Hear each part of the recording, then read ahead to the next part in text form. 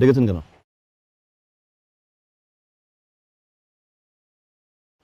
থাপ্পড় দিতে? দিন না, থাপ্পড় দিন। এত ঘৃণা করেন আপনি আমাকে? সিম্পলি বললেই হতো যে আপনি চান না আমি আপনার সামনে আসি, আপনি চান না আমি আপনার আশেপাশে ঘুরি, আসতাম না আমি। আমার ফ্রেন্ড সার্কেল আশেপাশের প্রতিটা মানুষ বলতো আপনি রোবট, আপনার ভিতরে আবেগ নেই, ইমোশন নেই, আপনি ভালোবাসতে জানেন না। আই সে নো, আপনি আমাদের মতো একজন মানুষ, আপনার ভিতরে ভালোবাসা আছে, ইমোশন আছে, আপনি হাসতে জানেন।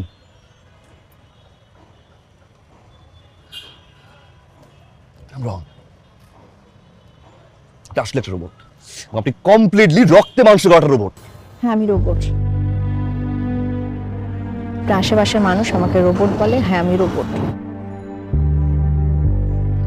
আমার কোনো ইমোশন নাই। কিন্তু কখনো চিন্তা করে দেখেছেন আজীবন কি আমি এরকম ছিলাম, বা কেন আমি এরকম হয়েছি?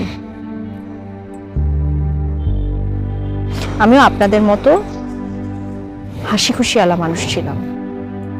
হাসতাম, খেলতাম, ফ্রেন্ড সার্কেলের সাথে মজা করতাম, ঘুরতে বের হতাম, পরিবারের সাথে সুন্দর একটা সময় কাটাতাম, ইউনিভার্সিটিতে ভালো স্টুডেন্ট ছিলাম। কিন্তু একটা ঘটনা আমাকে রোবট হতে বাধ্য করেছে।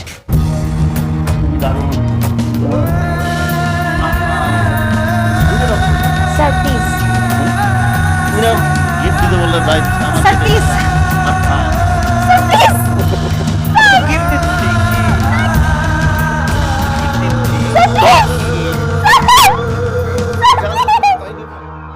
সেদিনের পর থেকে ভার্সিটি ছেড়ে দিলাম। বাবা মা আমার বিয়ে ঠিক করলো। বাবা মাকে বললাম, তোমাদের সব কথাই তো শুনলাম, আমার একটা কথা শুনো, যে ছেলেটার সাথে আমি সারা জীবন কাটাবো সে যেন আমার পাস্টের সব কথা জেনে শুনে বুঝে আমাকে অ্যাকসেপ্ট করে। তাকে বলা হলো আমার পাস্টের সব কথা। সে বিয়েটা ভেঙে দিল। এলাকার সব মানুষ এই ব্যাপার নিয়ে কানাঘুষা শুরু করলো। এলাকায় থাকা সম্ভব ছিল না, তাই এলাকাও ছাড়লাম। নতুন এলাকা, নতুন মানুষের মাঝে আসলাম।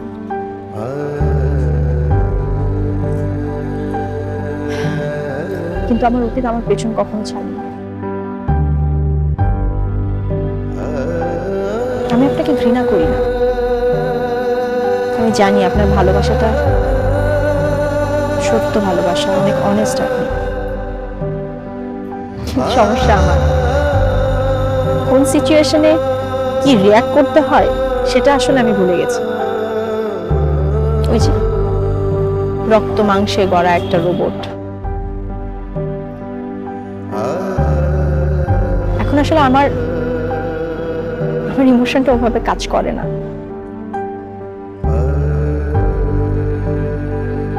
আমার হাসি, আমার আনন্দ, আমার ইমোশন কোনো কিছু কাজ করে না। আমার জীবন থেকে সবকিছু চলে গেছে, শুধু থেকে গেছে লজ্জা, আমার অতীত।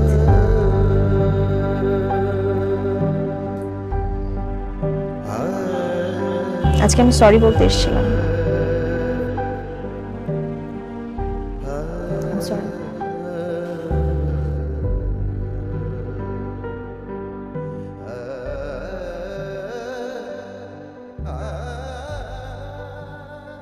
ছেড়ে যেতে পারো চাইলে তো যাওয়া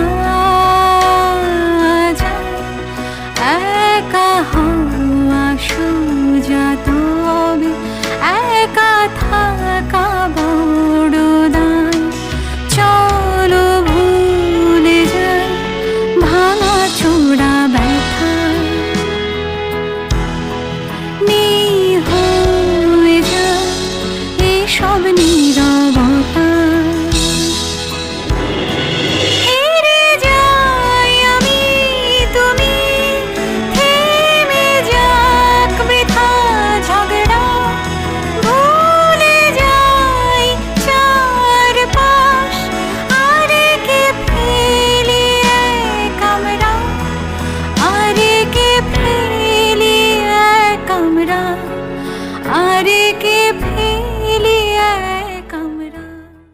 এত কিছু জানার পরেও তোমাকে ওই মেয়েটাকে বিয়ে করতে হবে?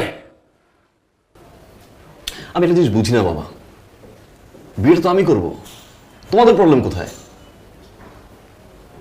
আছে, আমার আছে, আমার প্রবলেম আছে। তোমার মতো আমি ভ্যাগাবন না, আমার সমাজ আছে, আমাকে সমাজ নিয়ে চলতে হয়, আত্মীয় স্বজন আছে। রেপটা একটা মেয়ে, ছি! ওই ওই মেয়েটাকে তুমি বিয়ে করবে? ওয়াই? কেন, আর কি মেয়ে নেই দেশে? কি মেয়ের অভাব পড়েছে? ছ্যাঃ!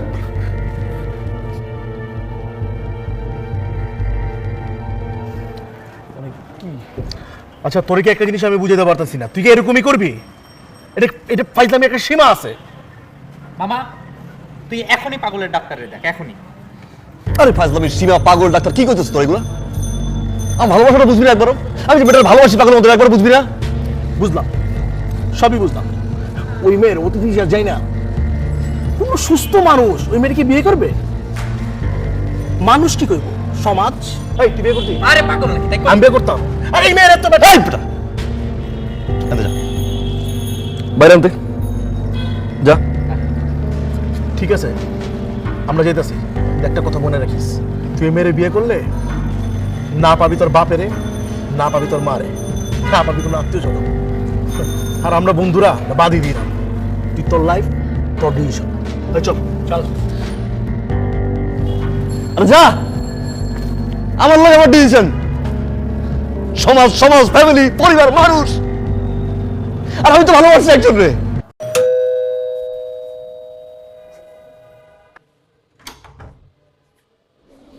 আসসালামু আলাইকুম ভাবি। ওয়ালাইকুম সালাম। আসেন ভাবি, ভাবি, পিঠা বানাইছি, নিয়ে আসছি আপনার জন্য। আসেন, ভিতরে আসেন। Thank you.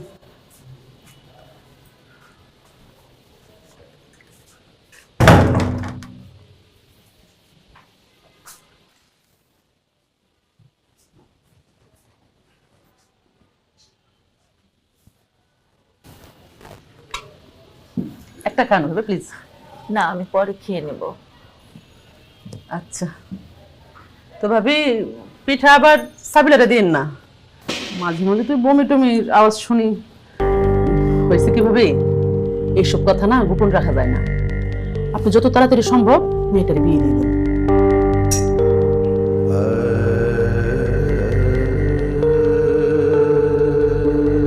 আচ্ছা ভাবি, আমি তাহলে উঠি। ঠিক আছে।